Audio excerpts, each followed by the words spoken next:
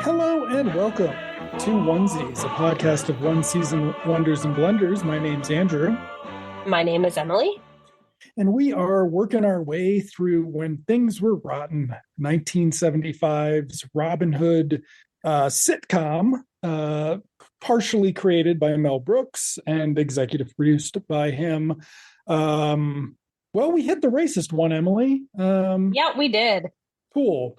So we're on episode 4, Those Wedding Bell Blues. I'm shocked it's not a racist title, actually. So last week, was it on the pod where you warned that Dudley Moore was in this episode playing a gentleman from the Middle East? From the Middle East, somewhere. Sheikh Ahmed. So we'll just get it out of the way right away.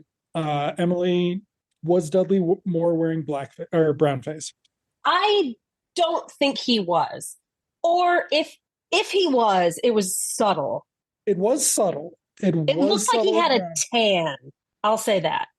Okay. I mean, but it's 1975. White people couldn't get tans like that out of a bottle or in a tanning bed yet. So I'm pretty sure that he had on some brown face, along with his little fake goatee thing there.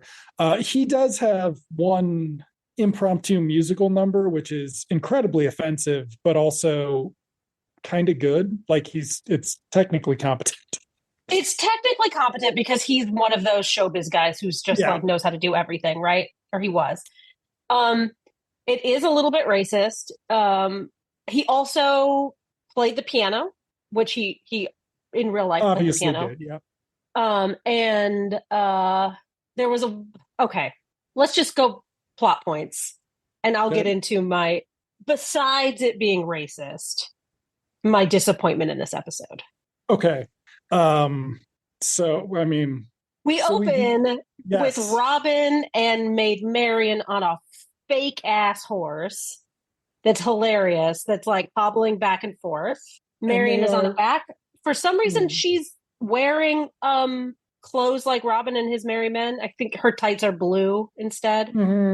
But like, just inexplicably, she's not in her pretty dresses anymore. She's whatever. She is out riding with Robin. She's also ostensibly in disguise because we do establish that the sheriff is completely unaware of her relationship with Robin, but not unsuspicious in general of her he's got an investment in her sex life. She is part of the property of the castle, and so he's involved in that, like, which is part of the plot. Cool. So they have an argument about how Robin is not willing to commit to marriage because he needs to wait until King Richard is back and the bad guys have been vanquished. There's a bit where, is this Danny Wells? Yes. Anytime anybody snaps their fingers, starting in the context of proposing, this guy, Sir Clyde, appears and he proposes to whoever snaps their fingers. It happens to Maid Marian. It happens to Robin. It will happen to Alan at some point too. The first time it happened, it was like, oh, funny. The second time it happened was, oh, I wasn't expecting that. The third time I was like, eh. Yeah. The whole episode is sort of a eh. Yeah. Especially when we can get to some of the acting from some of the supporting players that are guest starring. I don't know who Steve Landsberg is, but he saw, oh my God, it's what's his face? The Wizard was played by the guy who I thought was Bernie Kopel from... Oh, that's funny. From Barney Miller. Barney Miller, I thought they were the same people. They are not. But Steve Landsberg is in it as the Wizard, who is also basically a psychiatrist. He's the Shrink. It's a bit. I have a lot of terrible. Things to say about that. Do you have a lot to say? He's awful. Yeah, he was awful. Okay. I figured he was a Mel Brooks, like Mel Brooks's nephew or something. Okay, but we then cut to the castle where Bertram Bertram. And the sheriff are preparing for a sheik to arrive. They are smoking a hookah, and it is getting them somewhat high. I don't. Was that their joke? It seemed to be some of the joke. Oh, I didn't notice their behavior really changing that much. Not that much. And also, if you've ever tried to smoke pot out of a hookah, it's not the best delivery system. I have not, but also it's ABC in 1975, so maybe they had to be subtle. So this is where Ron Rifkin comes in, and they're like, he's like a petulant child again, and it's beautiful and it's hilarious. He hits the sheriff over the head with a pillow, which is fucking funny. Oh my God. I'm so happy he's back. Yes. It's nice we have something to be happy about. So then Dudley Moore shows up as the Sheik, and you're like, even before he appears, he is being carried by some shirtless black gentlemen who have stickers on them, because it's funny because it's like they're the luggage at one point, and then later they have like bumper stickers on them because they're also the the livery service. So now the optics on that isn't great. Isn't great or is horrific? Would you? I'd lean toward horrific, I guess. What this is a reference to is basically that there are a number of classic Hollywood films where the only representation of African Americans was as Nubian slaves. And that's about all you got to do. And you probably were carrying somebody around. They turn that into a bit here where they're not actually carrying Dudley Moore around. He's walking in his box, actually. And it's like very uncomfortable because they're really setting it up for a bit in the bit, but the reality is it's just like 4 levels of racism. And it's just like, I mean, it was so the bit is they put the livery down and his head pops through the top. And it's just not the payoff is not there. Marty Feldman's a terrible director, I think, is one of the things we can learn here. I was pretty disappointed. He tried a lot. He tried a lot of goofs, though, goofs and gags. He did, and the snapping the fingers in the proposal was one of them. Like, he was trying to do something different. It feels very much like it feels like Airplane in a lot of ways. Airplane was funny. Scene, I mean, the crowd scenes where everybody's in unison reacting to a bit that they overuse way too much. I assume Airplane got that from Mel Brooks because I feel like that was in History of the World and probably some other places. But the timing on it's terrible, and usually the context of it is either racism or misogyny. So it's a bit of a lose-lose. So they sign the contract. We have this joke about how it's the olive oil production, and it's OPEC instead of OPEC because this is the 70s. And I don't remember what OPEC stood for. All I remember is thinking I remember reading that there were references to OPEC and thinking like I remember it existing. It probably still exists. I don't quite know what it is, but so like maybe I need to do some research and get some context. It's like, no, they just mention it. They just mention it. It's a play on words. Goes no further than that. Okay. So this episode, done. I was disappointed. Script credit is to Jim Mulligan, who is that a name that they use to put on bad scripts? No, when somebody doesn't want to take credit.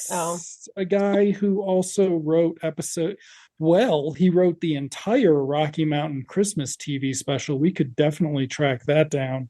Okay, but it looks like he also wrote a Jerry Lewis special. So a Smothers Brothers. He wrote 4 episodes of MASH. But whatever. He did not write any more of these, thank goodness, regardless of how much he actually contributed to the script, because Writers Guild of America, who knows who's responsible. R.I.P. Tommy Smothers. That's all. That's what I got out of that. R.I.P. Tommy. Okay. So they sign this long scroll, and is it the king? Is it actually Ron Rifkin who says we're going to honor your tradition where we give out, you can pick 4 things you see here, or is it the prince, or is it the sheriff? One of the two. One of the two. Like, it doesn't. Yeah, it doesn't matter. Dudley Moore's like, I'm not going to do that. That's weird. And he's like, okay, I'll take that, and her. Maid Marian has just walked out. They're like, okay, Maid Marian, you're going to marry this dude. She starts protesting. They say, what are you protesting about? This is your function in society. And they sort of walk off to let Dudley Moore latch on her a bit. Yes, and there's a freeze frame where he's like about to grab her, and it's like, oh, whatever. So, I mean, Emily, if you can't be racist against brown people, who are you supposed to be racist against? Hey, white men do that shit too, so. The misandry is just dripping here. The misandry is just dripping. Oh, poor baby white boy. Baby. Oh, poor baby. Men are the problem. Okay. So, then Robin is whining to his bros that he doesn't want to lose Marion. And Little John says, Marion sucks. We always have to rescue her. You're better on without her. We've never seen an episode where they've had to rescue her until this one. Alan starts out saying that he's like, he loves her. He's in great support of her. And then he's like, you need to get rid of her. Yeah. She's the worst. Now, mind you, she's the worst because she and Robin have not had, what's the word? Intercourse? I was going to try and use a different word, a little bit more euphemistic word. Not euphemistic, but the things that starts with a C. They have it fucked. Conjugal. They have not gotten conjugal or made the beast with 2 backs or. They don't know each other in a biblical sense. There you go. I like that and one. So that is sort of her complaint at the beginning, is they can't do this till they get married. And he's like, well, I want to do that too, but I got to save England first, lady. Like, come on, get your priorities straight. You know what? It takes half an hour. Just do it. Go back to work. I bet it doesn't take him half an hour. Well, if it's her first time, maybe it'll take 5 minutes. But there you go. What do I know? What do you know? You can tell us after you have your first. Okay. Yeah. So let's see. Is Friar Tuck on Robin's side? I can't. Ronaldo definitely is. Definitely is. I don't remember Friar Tuck, but Friar Tuck's going to look in the good book. Oh my God. What a belabored bit. So this is a Dick Van Patten heavy episode. And I blame you because this was your choice because of Dick Van Patten. You said, oh, I can't wait to watch Dick Van Patten. This is a terrible episode for him. He's awful. Whatever. At certain points, I was like, how did he ever get on a show that lasted? So he's Friar Tuck is gonna look in the good book for answers for Robin as to what to do.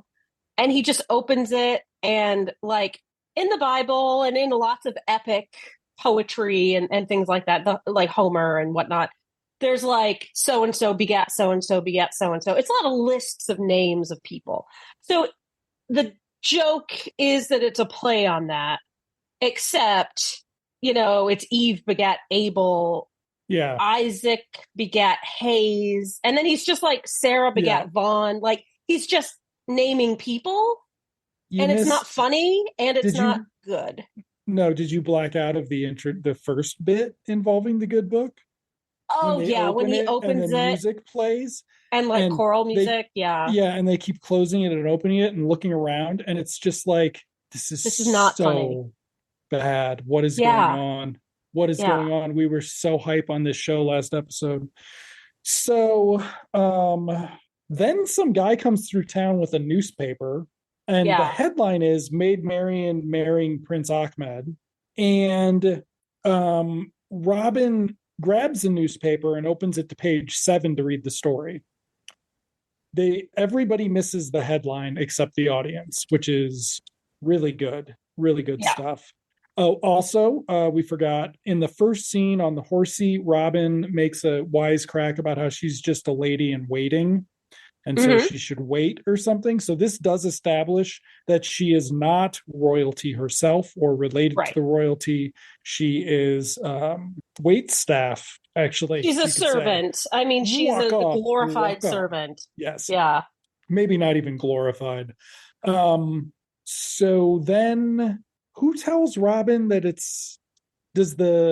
who tells Robin what? That she doesn't want to marry him, and so they have to save her? That's the wizard.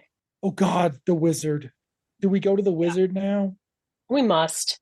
Okay, so we cut to Maid Marian laying on a couch, talking about how she doesn't want to marry the sheik, talking about how love is so important, and asking for advice. And then you cut up to a wizard. Let me tell you what my problem with this is. Mel Brooks is smarter than this. Like, I don't know. I don't know what the correct historical position would be for somebody to get advice from, but it's probably not a wizard. And so like just the what's the word I'm looking for? Just them trying to equate this modern thing to this historical thing just didn't work for me. And he's putting on a German accent.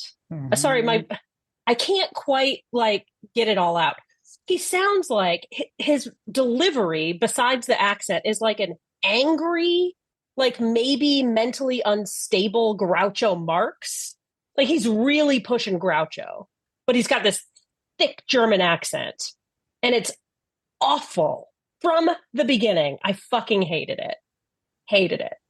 Good thing it's going to come back multiple times, including right after. Oh, sorry. So she's asking for advice. He says, you have to make your own decision. And I just tell you about, why your decision is bad. So she says, I'm going to kill myself. She's also very annoying, but that's her character, whatever. And then we cut back to the wizard and he's saying, you can't kill. I think there's a commercial break, maybe. Yeah, maybe. And we cut back and he's like, you can't do that. You're so young. You're a legend. Da da da da da. And then cut to Robin sitting on the couch now. Like, I want to marry. Maid Marian can't marry this guy. I love her. Blah blah blah. And he's like, oh well, she doesn't want to marry him anyway. And then he's like, I've got a plan. And that's how that comes about. Yeah. He's awful, the wizard. Yeah. So the plan consists of Friar Tuck impersonating the Archbishop of Nottingham, which has him wearing the Archbishop's clothes and a fake mustache. And he goes to perform the ceremony. There's also a scene where Maid Marian, they do a fashion show of all right, with the dresses. The dresses, because Dudley Moore's other wives packed them for him just in case he was going to get another wife on this trip. Waka waka. Hilarious. Waka waka. It's very funny. It's just so... You heard it here, folks. Andrew loves making fun of Arabic people. Wow. Okay. I thought you were going to say polygamy, in which case I would say, yes, I do. Especially when the woman has absolutely no say in any of the arrangement. But yes, though apparently women who are in polygamous relationships are much happier with the agency when they get to initiate those than, but usually it's just men whose wives want to leave them for probably a woman who knows what they're doing, but we don't know about those things yet because we're not experienced in that way because we're too young. So anyway, yeah, that was it was terrible. They don't use But he's playing the piano. Dudley Moore's playing the piano and mugging to the camera. He's mugging to the camera and it's hilarious. It's not the funniest, thing in this episode, but it's probably the funniest he is in this episode.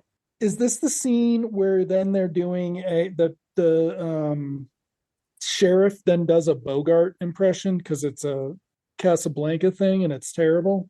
Yeah. Have you seen at the very beginning of the scene? Yeah, I've seen Casablanca. Sure, you have. I have. That's the one where Eddie Murphy goes out to Beverly Hills to be a cop.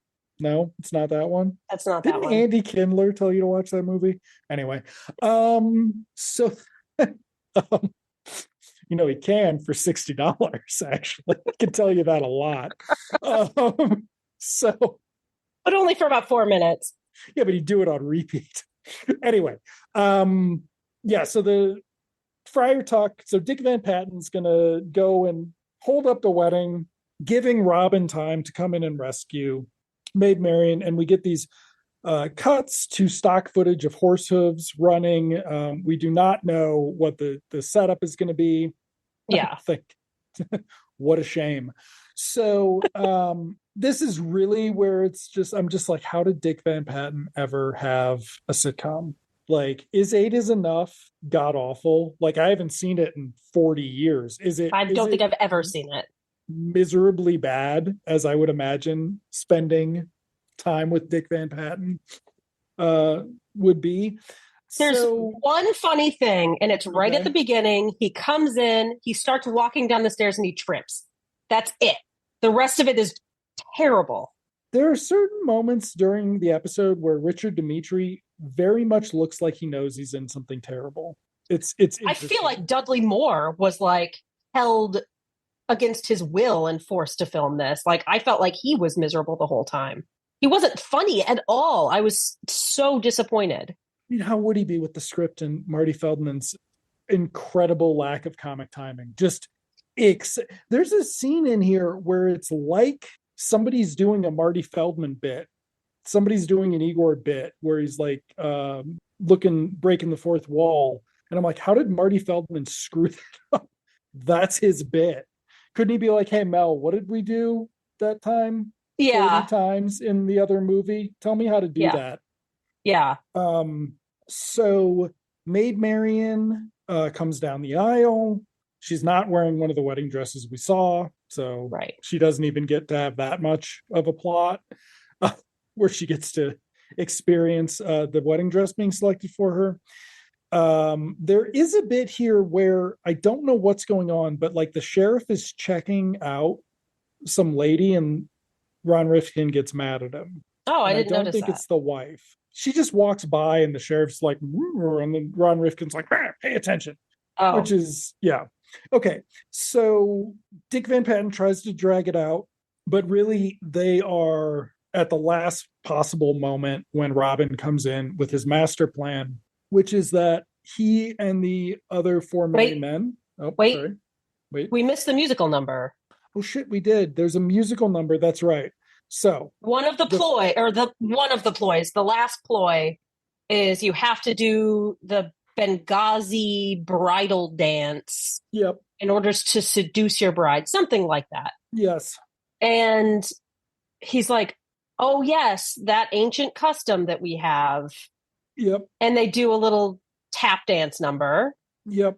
And it's a tap dance number that it's putting on the Ritz, I think. I think so too. Music. Yeah. And so I'm watching it and I'm going, this has been done in a way that doesn't come off as extremely racist. Somehow this comes off as extremely racist. And I'm like, are all of these extremely racist? Is every time they ever do this? But it's also like the most charm we get from Dudley Moore the whole time. Again, when he's mugging to the camera playing the piano. But he's still like mugging. And it's cute, but it's terrible. Yeah. And it's stupid. Yeah. And so the Benghazi bridal dance wraps up and they start going through the ceremony. And I do. Yes, she does. You know, she doesn't even get to say I do, which, whatever, gross. I mean, that's what your wedding was. Yeah, to be fair. I mean, I'm not married yet. I'm still a virgin. Duh. There's a sight gag where she's opening her ring. She's got poison in her ring, which we didn't talk about the poison thing. She's going to poison herself during the ceremony. She very obviously opens this ring. Dudley Moore is watching her open watching her. He watches her do it, and there's nothing to it. Like, nope. They could go a million and two places with this. They go absolutely nowhere, and he does not like seem to like. She's just like opening this huge ring that has crap in it, and he's just like watching her, and it's just like, okay, what do you think she's doing? But we have not really also discussed that they play Dudley Moore, except for the parts where he's playing the piano or dancing, as a total moron. Yeah. So it's it's a lot. So Robin does arrive in time to save her. He is dressed along with the other Mary men. They're dressed as Egyptian gentlemen who are from the Cairo police, there to arrest Sheikh Ahmed for being an impersonator. Now, they immediately believe the Cairo police, even though Sheikh Ahmed is protesting, which is really funny because I read this lengthy article, or I skimmed this lengthy article about a woman being scammed out of $50,000 today. It's at the Cut.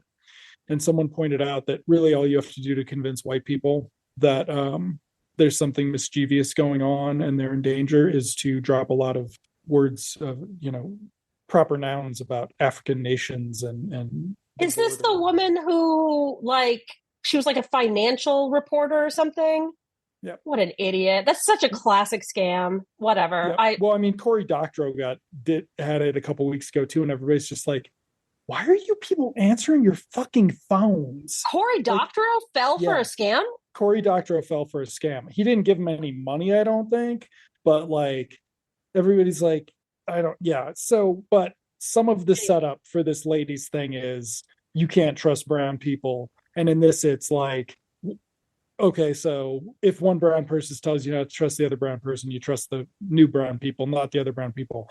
But Dudley Moore, because he's an idiot, can't counter the accusations.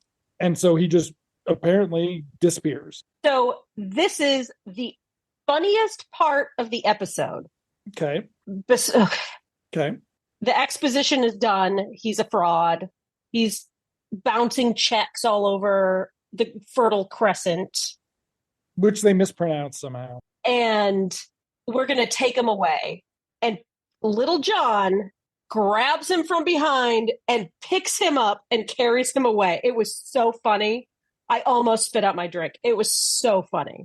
But that was it. That was the funniest part of the whole episode. The rest of it was so stupid. So anyway, he gets put into a livery and taken away by everybody but Robin Hood. Yeah, and by Robin's merry men. Robin thanks everybody in the room for their support, kisses Maid Marian, and leaves. And then there's a conversation like, oh, what a stand-up guy, but I can't help but wonder if I know him from somewhere. And Maid Marian's sheriff to Marian, the sheriff, sorry. And then Maid Marian's like, where could you have ever seen him before? And she turns around and she's got half of a fake mustache on her face. Because he kissed her before. Yeah, because he kissed her. Kind of funny when she realizes it and pulls it off. And this is where I think what you were talking about before, she looks directly at the camera. And it's like, and then they go to commercial break. That wasn't. There's another. That wasn't it. Where they look directly. It's one. Oh, was it? And not just Bernie Kopel, who oh man, poor Bernie Kopel. I was waiting for him to have some good aside. I was like, at least Bernie Kopel will have some good aside. Yeah. Nope, nothing. So then we cut to the finish, which is Maid Marian or Robin back on the couch. And then we go in sequence through all of the characters talking about how they feel and what they've learned from this adventure. We cut to the wizard saying something stupid, and then we cut to the reveal that they're all laying in couches together in a semicircle, including Reynaldo has just said that all the other people are stupid and he's the only smart one, which would be funnier if we weren't concerned that Richard Demetrius being held against his will, playing a Puerto Rican gentleman with that's right. He's the he doesn't get a lot of lines as that character, so it's fine. No. So I forgot because when he speaks it's mostly as Bertram. Yes. The shirtless black guys didn't get any lines either. Are you saying that that's okay, Emily? I'm not saying that. I'm not saying that. Okay. I'm just saying that I forgot that he was playing a Puerto Rican character because he they don't give the fake Puerto Rican character any lines. Yes, that is how they solved that. If I don't know, like the end bit, if it weren't for the specifics of the wizard sucking, and there might have been potential to it, like some of the people talking, like some of the people, like Bernie Kopel was funnier in that moment than he was in any other parts of the episode. Mm-hmm. Like just sort of talking non sequiturs. Yeah, it was pretty bad. I think that as long as there's not, I mean, we can deal with the overt misogyny. It's the overt racism that just really it's bad. It's really bad. Yeah. And not as bad as it could have been. Nope. But still not great. I was pretty disappointed. Yeah. I apologize for picking this show. Oh wait, you picked it. I just love me some Dick Van Patten. What can I say? I know. He's a funny guy. He didn't have any bits with food this episode, did he? Or last episode. I don't think. Even no, I guess they were on vacation, right? So and he wouldn't go into the water because he was too busy stuffing his face. Yeah. Okay. Well, maybe next episode has something better. I don't see any special guest stars of note. It's not directed by Marty Feldman. He only did one episode, so we're safe. Only did one. So next episode, what? Marty Feldman did actually direct a movie that I'm very curious of how terrible it must be. Wow, this has got a 7.5 on IMDb. Next episode only has a 7.3. Great. Can't wait. So the next episode, episode 5, A Ransom for Richard. The peasant's faith in Robin Hood is shaken after he's chosen to guard King Richard's ransom from Prince John, and the sheriff and the treasure comes up missing. So he doesn't do a very good job. No special guests of note. Yes, there are. Sylvester Richard Joseph Mayer. I don't know who that is. Go look at his face. You'll know who he is. He wasn't he in another episode of this? I don't know. I don't in anything. I don't know this guy. Is he on Facts of Life? I don't know this guy. A zillion things. He looks very familiar. You don't remember him from anything? No. He was on 2 episodes of this. He was the eavesdropper in episode 11, so we haven't gotten there yet. Oh.